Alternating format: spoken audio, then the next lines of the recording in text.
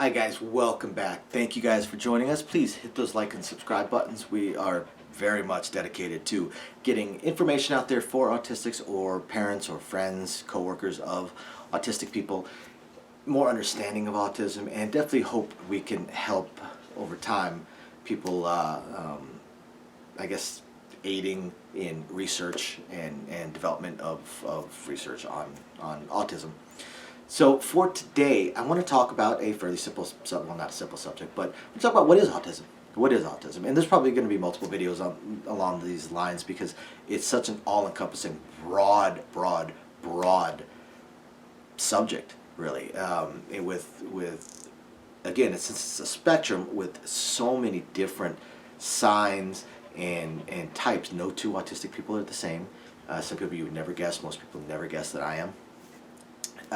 So, to start off with, its most basic definition, autism is a bio-neurological disorder, development, disability, typically appearing by the age of 3.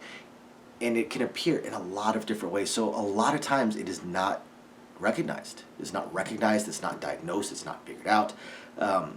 And children that are on the lower end of the spectrum have a lot more difficulties and tend to be diagnosed a lot faster, especially ones that are, say, nonverbal and continue to be nonverbal, and certain behaviors, stimming, stuff like that, self-harm, and emotional regulation. Those things start to show up. And additionally, especially as you get a little bit further along, age 4, age 5, and some of them significantly higher intelligence level in certain areas, mathematics, science, reading, things along those lines. Now, autism impacts the normal development of the brain in areas that deal with things like social interaction, communication skills, cognitive function. Generally, autistics have difficulty with verbal and nonverbal communication, social interactions, and learning and play. Now, again, this is such a wide spectrum. It shows up in many different ways. Since no two autistics are alike, there's so many areas that make it difficult to see. Now, with these things, first off, the bioneurological development disorder, that is starting to be clearer and clearer and clearer with more research. I was just reading something not too long ago about a type of cryotherapy that could temporarily help with some of the difficulties of autistics. It is absolutely a different wiring of the brain, a different way that the brain works. Not necessarily wrong, not necessarily bad. Some of the most famous scientists and world changers in our history were on the spectrum or likely on the spectrum, and some extraordinarily famous people today and people that are greatly advancing humanity in sciences and business and arts and things like that are either diagnosed or likely to be on the spectrum as well. So it's not necessarily a bad thing, but it's a different way the brain works. It's not a disease. It's not that something is broken or missing. It's just the brain works differently. Now, the problem with that, as autistics grow and get older and learn to mask, some of them learn to mask, it again is just a mask because the brain works differently.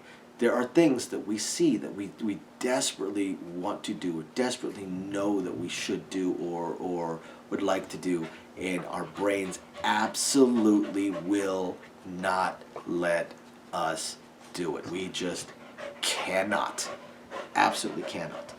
If you guys can hear the panting, my fuzzy co-star is walking around. She just finished up her TREAT, so now she's walking around hoping to suck another one off of me. So some of these signs, areas of social interaction.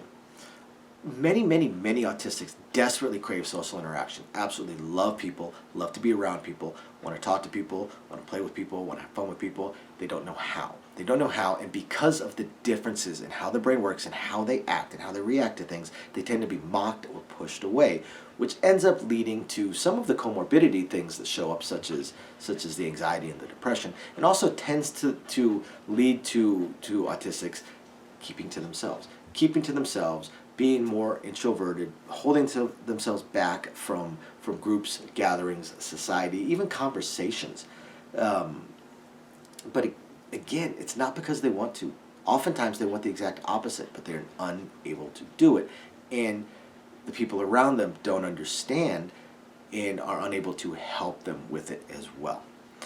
Now, on the lower end of the spectrum, you get to things such as the verbal and nonverbal communication. Well, the verbal communication. There are quite a high percentage of autistics that are nonverbal, especially children.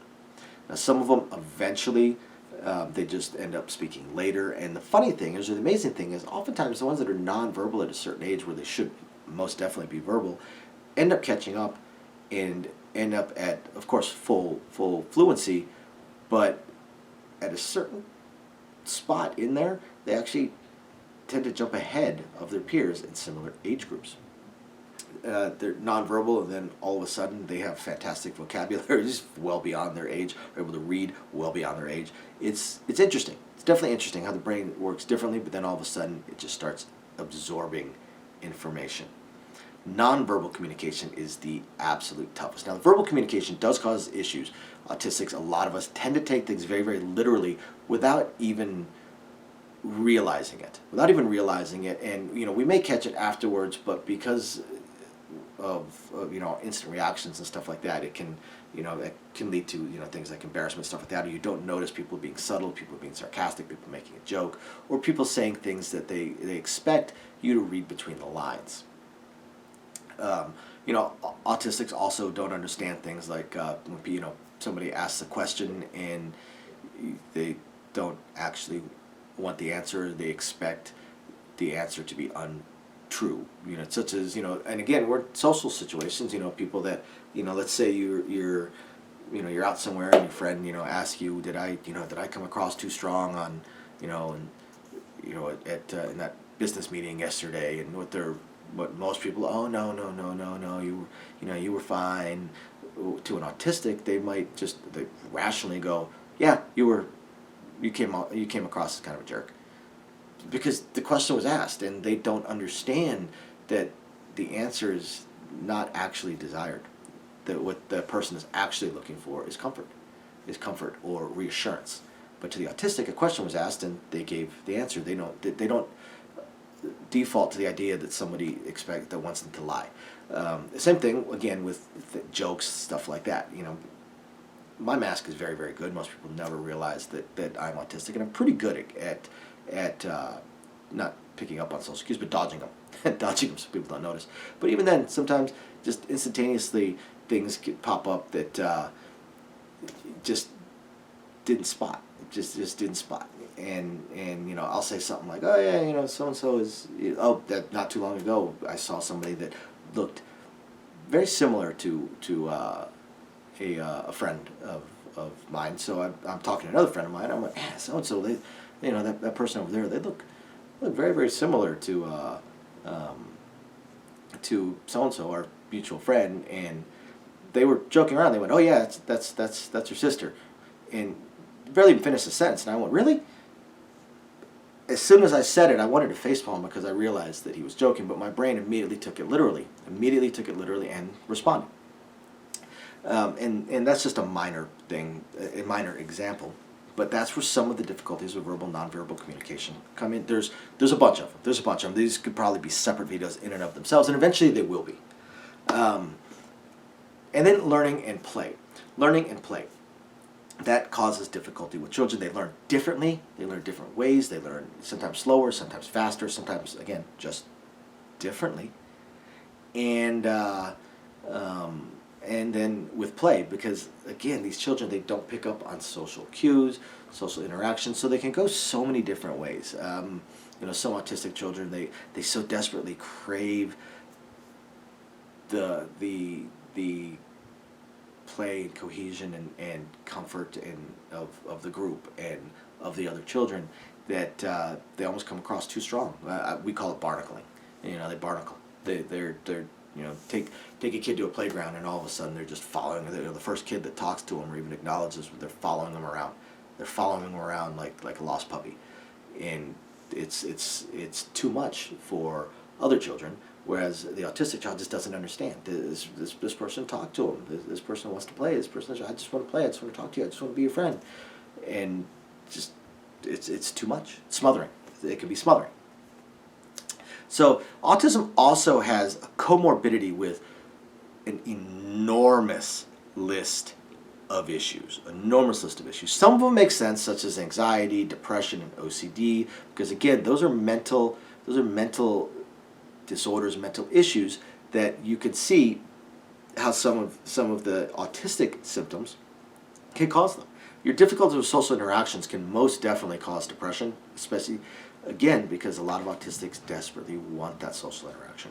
So the fact that they are unable to do it, get pushed away, get mocked, or just don't know how to do it, can lead to depression. The difficulties with social interactions can also lead to anxiety. The desire for structure, sameness, rigidity can also lead to things such as OCD. You've got the ADHD symptoms that pop up with a lot of autistic children and adults, and that comes again because the brain works in different ways, and oftentimes it's firing in about 30 different directions at once.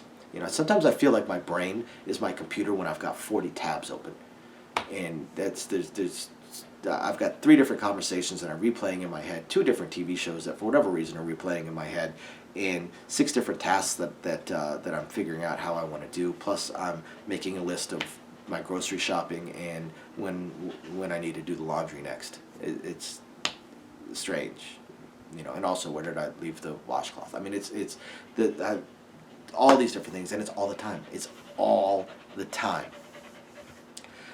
But then you've got some that are interesting because they seem like they should be completely disconnected from ASD and from the bioneurological aspect of it. Things such as asthma, allergies, gastrointestinal issues, which is also, again, kind of a strange one. Epilepsy.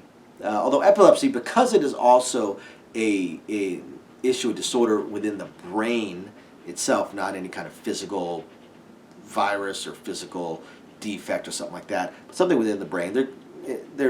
I can almost see how there could be a little bit of connection there.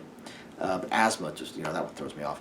And this is just a small part of the list. This list is huge. All these different things that can show up. Again, OCD, and there's a high rate of it. Some of them are more often comorbid with males that have autism, and some are more often comorbid with females that have autism. And there is a little bit of crossing over with that.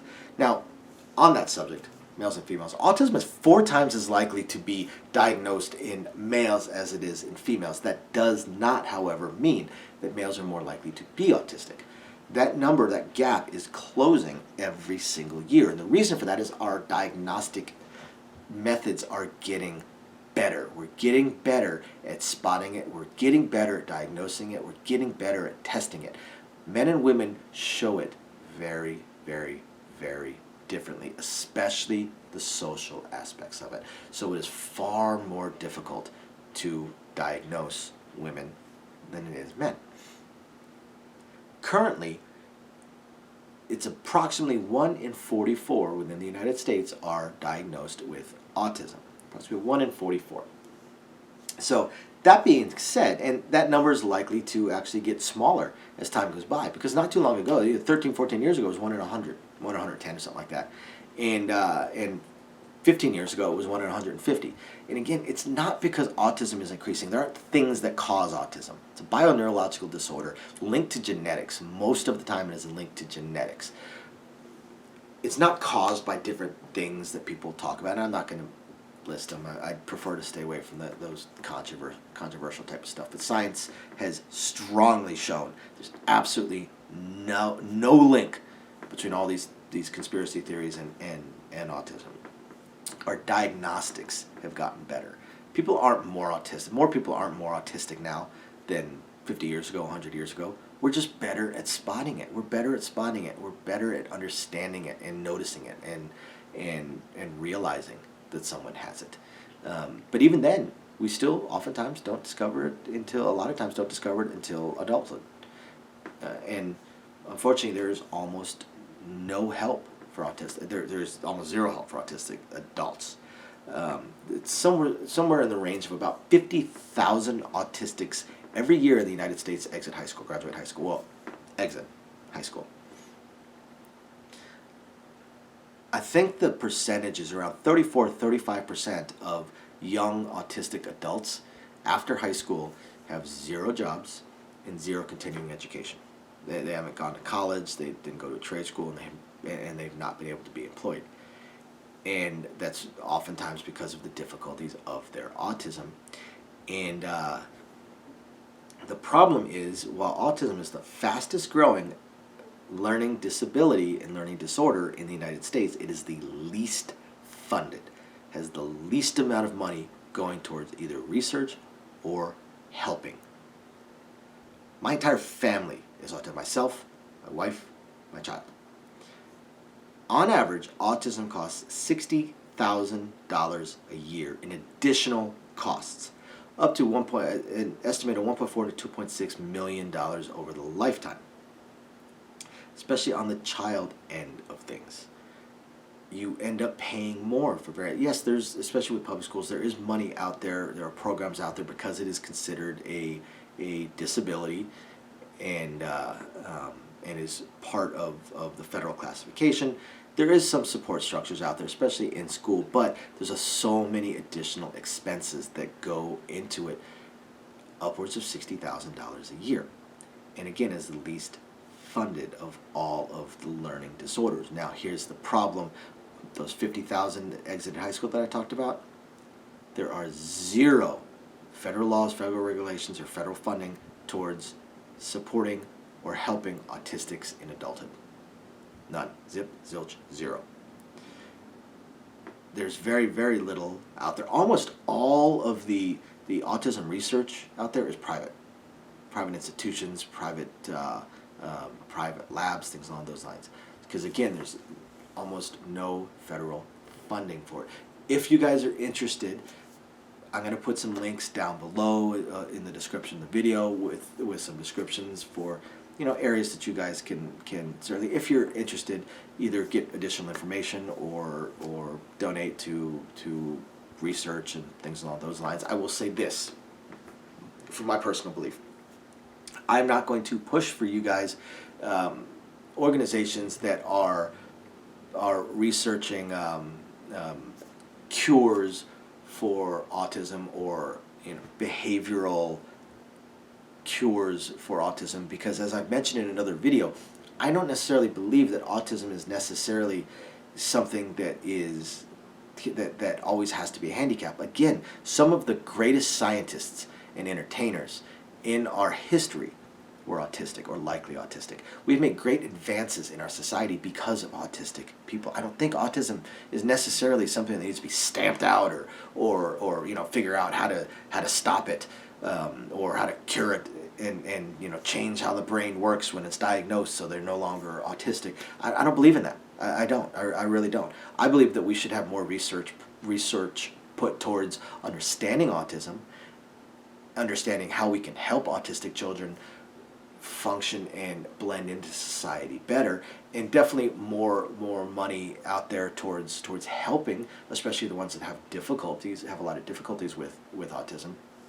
So, any organizations that I may put out there for you guys to take a look at are going to be research into understanding autism or helping autistic children and autistic adults in multiple ways, either behaviorally or just in life in general. Again, it's a very expensive thing, and it's very, very difficult because autistics have a lot of trouble getting help for themselves because they can't talk to people. They can't talk to people. They can't look. They have difficulty looking people in the eyes. They are, in some cases, 100% just flat out unable to talk to a stranger, unable to make a phone call, unable to go into an office somewhere, fill out a form and talk to people, unable to be in that crowd. They can't do it. They just absolutely cannot do it, no matter how much they know they need to or how much their brain wants them to. They just can't. They can't do it. So, definitely need a lot of help there. Now, autism does not affect the lifespan. Again, it's not a disease, and it's not something that's broken within the body. So it does not affect the lifespan. However, that being said, it does not affect the lifespan on its own, I should say. So that being said, autistics actually have a mortality rate twice as high as the national average. That's mainly due to accidents. One of the biggest ones actually is drowning. But it's not so much that autism causes twice as much of a mortality rate as the accident rate can be a lot higher, because there's so many difficulties with just navigating life in general. There is no cure for autism, and again, as I've mentioned, I don't believe there needs to be, or should be, and I also don't believe that should one ever be discovered that it is actually a cure, because again, it's a bioneurological disorder where the brain just works differently. The brain isn't malformed. The brain isn't missing pieces. The brain doesn't have extra pieces. The brain is just, the cylinders are firing in a different order. Basically, the brain is just activated in different ways. And as we've gotten better with our research and our science, being able to map the brain and look at the brain while people are reading something or seeing pictures or watching a video or just having a conversation, we're able to see areas of the brain that light up and things along those lines. So a cure for it would be basically fundamentally, completely, 100% changing how the brain works. I think a cure for autism is basically erasing a person, putting a new one in. For the most part, you would erase everything that is them. So again, I don't necessarily think a cure needs to be found, just ways of helping. Just ways of helping, and helping interact with society, and helping just lead a good life and a fun life. So thank you everybody for watching. Please, again, hit those like and subscribe buttons, and I hope you guys look forward to the next video from us. We will talk to you guys next time. Thank you for watching. Bye now.